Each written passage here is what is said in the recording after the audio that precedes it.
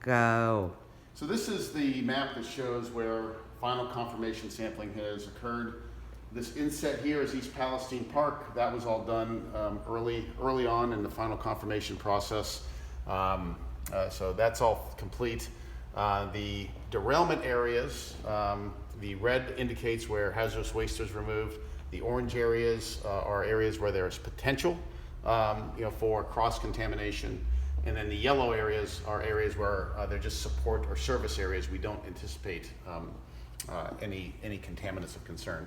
So all these areas that you see shaded are complete. And a lot of these areas we're still waiting for data to come in. The one small area where we had a slight exceedance of vinyl chloride was over just north of the tracks here. That area, the soil was removed, small amount of soil was removed, and samples were collected around and underneath of it to make sure that there was no more, which there was not. So that's complete. Down in this area, south of Taggart Street, there are these blue storage tanks. They are being cleaned out and removed. As that's happening, the pads from underneath those tanks are being removed, and then the top couple inches of soil are being scraped up, put into a pile, and then sampled to determine where that soil can go. We anticipate all of that soil to come back non-hazardous.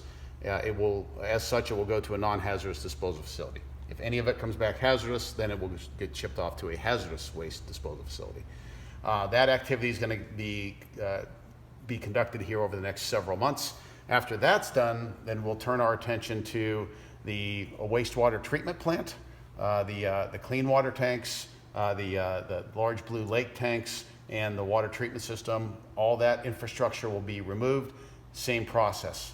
Scrape the soil, remaining soils, and then evaluate where it should go, ship it off site, and then after all that's done, then final confirmation sampling happens, and we determine whether or not those areas are clean. And so that's how the process works.